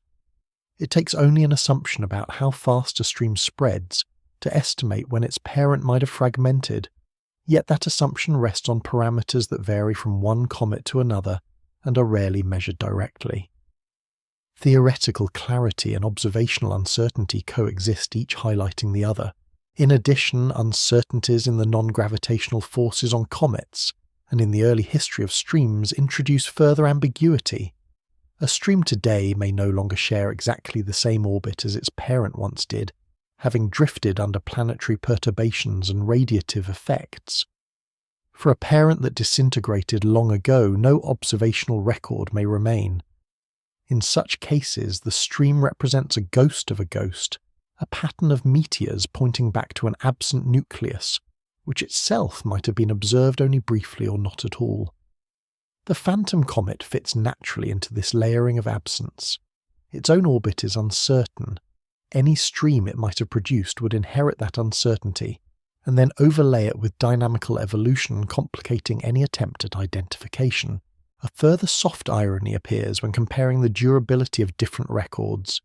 It takes only a modest meteor stream to produce a shower recurring annually, potentially visible for thousands of years, while the written record of the shower's early appearances may last only as long as the materials and languages that preserve it. It takes only a fragile comet nucleus to release dust that endures in orbit for many tens of thousands of years. Yet the observational notes describing the parent may fade, be misplaced, or be overlooked in archives. It takes only a short-lived human tradition of skywatching to recognize these patterns, yet the physical processes that generate them continue regardless of whether they are noticed. Within this context, attempts to identify the phantom comet's legacy become a quiet exercise in bounded curiosity. Researchers can compare its recorded orbit with all its uncertainties to the orbits of known meteor streams. They can ask whether any stream's radiant and timing match what would be expected if the comet shed material along its path. They can examine whether any unexplained showers might align with a broad family of orbits consistent with the comet's limited data. The outcome of such comparisons may be negative, ambiguous, or suggestive, but not conclusive. In all cases, the physics remains steady. Dust spreads, orbits evolve, and meteors fall. The limitation lies in how much can be inferred from the small window of observation granted by history. In the ambient slow-motion narrative of the solar system, the records in the dark ancient chronicles, meteor logs, plate archives and digital catalogues form a human-scale counterpart to the dust and streams that persist in space. Each captures partial aspects of the same underlying processes: formation, in distant cold, inward drift, outgassing, fragmentation, dust release, and orbital evolution. The phantom comet, seen once and then never again, demonstrates how these elements can intersect only briefly. For a short time, its physical presence in the sky and its numerical presence in records overlap. Afterward, its material continues silently, while its written trace remains fixed, awaiting comparison, reinterpretation, and quiet recognition that some correspondences, no matter how carefully sought, may never match exactly. In the broader architecture of the solar system, most small bodies travel on paths that loop back toward the Sun, repeating their circuits at intervals that range from months to millions of years. Planets follow nearly circular ellipses. Many asteroids trace modestly elongated orbits within belts. Numerous comets return with periods short enough that their reappearances can be watched and predicted across generations. Yet among this population of repeaters exists a quieter subset of passers-by, whose trajectories do not close. Their orbits are open, or so stretched that for all practical human purposes they may as well be. Scientific understanding accepts that some comets enter the inner system only once, either because they truly escape on hyperbolic paths, or because their bound orbits are so extended that their next perihelion lies far beyond any foreseeable epoch of observation. The phantom comet sits naturally within this conceptual space, a visitor whose first recorded passage is in operational terms also its last. In dynamical terms, a comet escapes when its total orbital energy relative to the Sun becomes positive. This can occur if the comet arrives from interstellar space already beyond the Sun's binding energy, or if it begins as a marginally bound Oort cloud body and gains a small energy increment during its passage through the planetary region. A close encounter with a giant planet can provide that increment, transferring orbital energy from the planet to the comet. As a result, the trajectory bends outward on a hyperbolic path never to return. Measurements of some comets show eccentricities slightly greater than unity consistent with such escape. Others display nearly parabolic fits that may conceal small positive energies within observational uncertainties. For the phantom comet, whose eccentricity is not known precisely, both scenarios remain viable, and the data do not force a decision between them. A quiet poetic detail lies at the boundary where bound and unbound paths diverge. The physical difference in speed near perihelion between a long-period bound orbit and a slightly hyperbolic one can be smaller than the uncertainty in its measurement, yet beyond the inner system, the two paths separate forever. One curve bends slowly back toward the Sun over millions of years, the other continues outward, joining the larger flow of interstellar motion. Seen in this light, the moment of closest approach that appears as a smooth, unremarkable sweep around the star carries in its fine structure the entire future classification of the comet a member of the solar system, or a traveller that merely passes through. A scientific mystery persists concerning the true fraction of comets that escape compared with those that remain bound on extremely long orbits. Models of Oort cloud dynamics and planetary encounters produce estimates, but direct observational confirmation is limited. The catalogue of known comets is incomplete, bias toward brighter and closer apparitions, and many orbits are based on short arcs. Some comets that appear hyperbolic may simply reflect measurement noise and unmodelled non-gravitational forces.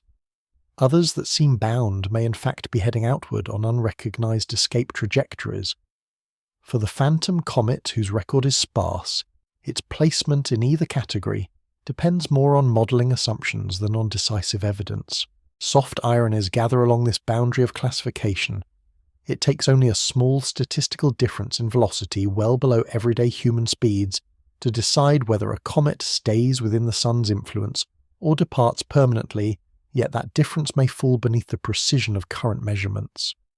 It takes only one close passage near a giant planet occurring in a matter of hours to alter the future trajectory over billions of years, yet no observation may record the encounter itself. It takes only a simple label in a catalogue long period nearly parabolic or hyperbolic to summarise that future, yet the underlying dynamical history remains far more complex than the label suggests. Another layer of soft irony emerges when considering timescales. From the standpoint of planetary climates, technological developments and human institutions, a comet, with a period of several million years, is effectively indistinguishable from one that escapes entirely. Neither will be observed again while continents hold their present shapes, or while current observing practices continue. Both appear once and then vanish from the record. In this sense, the distinction between bound and unbound is meaningful for the long-term structure of the solar system, but not for any practical aspect of observation. The phantom comet, regardless of its formal orbital energy, behaves in this human-centered frame as a one-time visitor. Beyond perihelion, the comet's trajectory carries it outward again. Its coma thins as sublimation slows and the tails shrink and fade. Activity subsides first in the innermost region near the nucleus, and then throughout the coma as gas production drops and dust disperses. At distances where sunlight no longer drives significant sublimation, the surface cools. If the nucleus remains intact, it re-enters a state akin to its pre-inward journey, dark, weakly illuminated and dormant. If it has fragmented, its pieces follow similar outward paths, each cooling in turn. In either case, the outward leg of the orbit mirrors the inward leg in shape, but not in visibility. The comet that approached as a bright apparition retreats as an increasingly faint, then invisible object, moving back into a domain where detection requires more sensitivity than is typically applied to the outer sky. Soft ironies continue along this receding path. It takes only small changes in heliocentric distance near perihelion to alter the comet's brightness dramatically, yet once it moves beyond a certain threshold, enormous additional distances produce little perceptible change from the standpoint of observability. It remains simply unseen. It takes only a modest nucleus to create a noticeable display when the geometry and distance are favourable, yet the same nucleus becomes practically indistinguishable from countless other small bodies once it returns to the outer darkness. It takes only days or weeks for a comet to brighten from invisibility to prominence, yet it can take years of outward travel for its activity to cease fully, and for it to return to a condition where time once again passes almost without effect. At greater distances beyond the region dominated by planetary interactions, the comet's fate depends on its total energy. If bound, it climbs to the farthest point of its orbit before falling inward again on timescales that dwarf human history. If unbound, it continues outward, gradually leaving the heliosphere. The solar wind slows and interacts with the interstellar medium at the boundary where the pressure of the sun's outflow balances that of the surrounding gas. The comet, now an inert fragment of dust and ice, crosses this boundary without any intrinsic change in its structure, moving from a region where the sun's magnetic and plasma environment dominates into one where the galactic medium provides the background conditions. The transition matters for the global structure of space plasmas, but leaves the nucleus itself largely unaffected. A final group of soft ironies settles here. It takes only a limited sphere of influence defined by the reach of the heliosphere to mark where the sun's direct plasma environment ends, yet the sun's gravitational pull extends far beyond that boundary. It takes only a small nucleus to traverse this frontier unnoticed, yet in doing so it carries away material that once resided in the sun's formative disk. It takes only a narrow interval near perihelion to generate all the observable phenomena by which the comet was known, yet the majority of its existence unfolds either in the deep outer regions of the solar system or in interstellar space where no direct observation records its presence. For observers and catalogues on Earth, the practical conclusion is straightforward. Some comets once seen are not expected to return within any meaningful planning horizon. Their orbits, whether formally bound with enormous periods or unbound and escaping, place their next potential apparitions beyond the limits of ongoing record-keeping. The phantom comet exemplifies this conclusion. Its brief appearance is preserved in tables and notes. Its future path, while governed by well-understood physics, unfolds mostly beyond the reach of direct measurement. In the slow, ambient narrative of the solar system, it becomes one among many small bodies that pass through the inner regions once, and then spend the rest of their existence in remote quiet orbits, either around the Sun at vast distances or around the galaxy itself. Over the full age of the solar system, comets pass through the inner regions in a pattern that resembles a slow, uneven rain spread across billions of years. Most of these bodies are never noticed from the surface of Earth. They travel on faint paths too distant, too brief, or too low in activity to draw attention. A smaller fraction become bright enough to enter recorded history, their comae and tails described in chronicles and measured in observatory logs. An even smaller subset appears only once in those records and then vanishes, leaving behind uncertain orbits and unconfirmed futures. The phantom comet belongs to this latter group. It is one example of how a single physical object can intersect human observation only in passing, even while obeying the same gravitational and thermodynamic principles that govern all bodies in the system. Scientific understanding places such comets within a longer context. Early in solar system history, during the heavy bombardment phases, large numbers of icy bodies from distant reservoirs likely bombarded the inner planets, delivering volatiles and shaping surfaces through impacts. Over time, the rate of such encounters decreased as reservoirs were depleted or stabilized. Long-period comets still arrive, but far less frequently than in those early epochs. Each one that appears now represents the continuing residue of that initial population.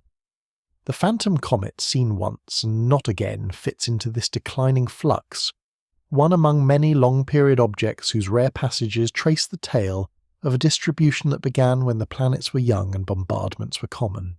A quiet poetic detail rests in the way these bodies connect distant regions and long time scales. An icy nucleus can begin in the deep cold of the Oort cloud, where the sun appears as a dim star falls slowly inward over millions of years, brighten briefly near perihelion release dust that becomes part of the inner system's meteoroid population, and then retreat again into darkness. In that sequence, a single small object links the outermost reaches of the solar system to the thin air of a planetary atmosphere, and links intervals measured in billions of years to moments measured in seconds when a meteor flares and fades. The phantom comet follows the same chain, even if its specific contributions remain unlabeled. A scientific mystery remains in how many such phantom comets have passed unrecorded. Before systematic telescopic surveys and wide-field detectors, many faint comets likely crossed the inner system unnoticed, or were seen only briefly without precise positional data. Even now, detection thresholds, survey cadences, and observational geometries limit what is seen. Models estimate the population of long-period comets that approach the Sun over given intervals, but the completeness of actual detections remains less than total. The phantom comet, with its short arc and uncertain orbit, may stand in for a much larger unseen population, hinting at a reservoir whose contents are only partially sampled. Soft ironies accumulate around this interplay between completeness and absence. It takes only a modest improvement in detector sensitivity to turn a formerly invisible comet into a measured object, yet many centuries of skywatching occurred with instruments far below that threshold. It takes only a few additional nights of observation to turn an uncertain orbit into a well-determined one, yet cloud-covered daylight or geometry can erase those opportunities entirely. It takes only one interval of technological progress to reveal that the sky contains far more transient objects than once suspected, yet the historical record cannot be retroactively filled. Comets like the phantom one retain their gaps. Another group of soft ironies emerges when considering Earth's longer history. It takes only a relatively small comet nucleus to create an impact capable of altering local or even regional environments, yet the vast majority of comets pass harmlessly through the inner system, interacting only with the solar wind and radiation.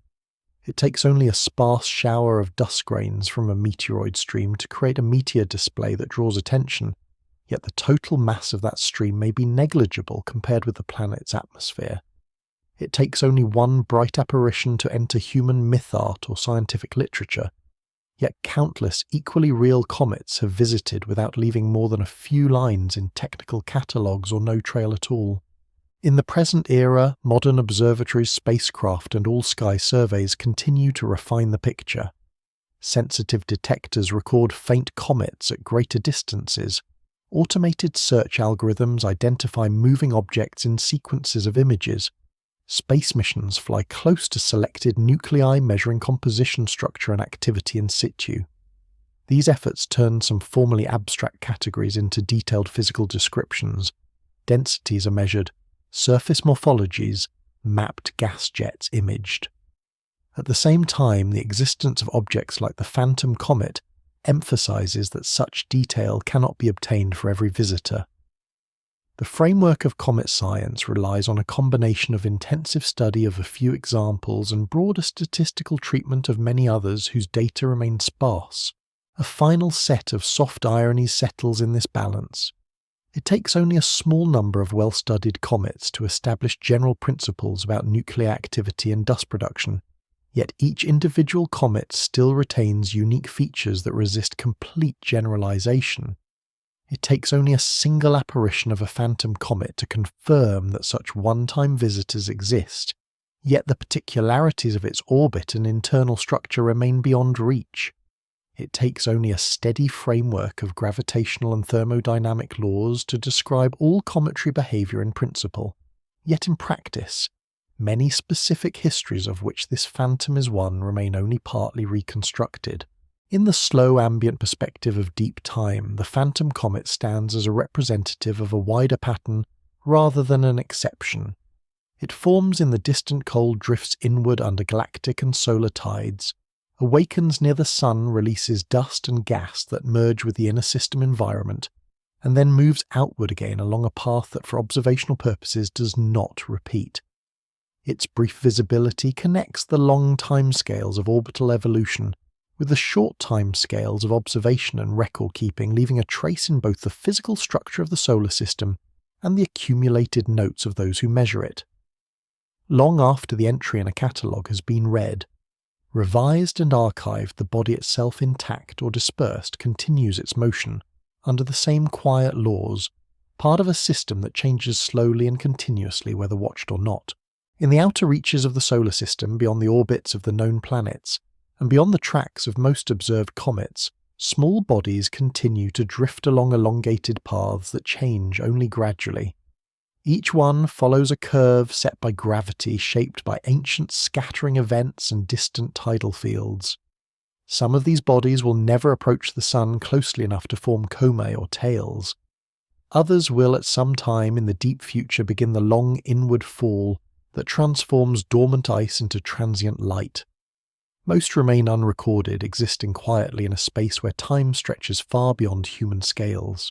Closer in the dust and fragments left behind by past comets, persist as thin extended structures. Streams cross planetary orbits at shallow angles, feeding occasional meteors into atmospheres. A cloud of finer dust produced by cumulative activity and slow erosion scatters sunlight into a soft glow along the plane of the ecliptic. Planets move through this diffuse environment steadily, their orbits nearly unchanged by the particles they encounter.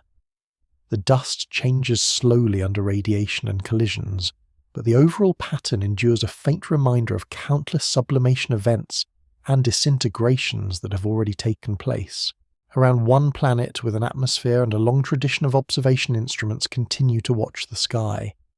Telescopes register new comets as moving points of light. Radar and optical systems track meteors as they burn in the upper air. Archives grow with each recorded event. Some comets are followed in detail, their orbits secured, their returns predicted. Others appear briefly and fade, leaving orbits that remain incomplete. Among these entries, the phantom comet holds its place as a single bounded passage, a set of coordinates that once matched a faint object and now point only to familiar stars. In the wider setting, nothing essential depends on whether a particular comet is seen again.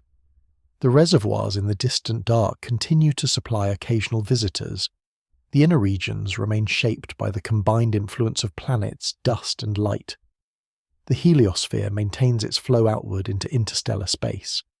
Individual comets form, drift, awaken, and disperse, each contributing small amounts of material and subtle changes to streams and clouds. The overall system evolves at a pace that blurs individual passages into a continuous background. The phantom comet, like many others, becomes one quiet element in that background, its brief appearance folded back into the long, slow motion of the solar system.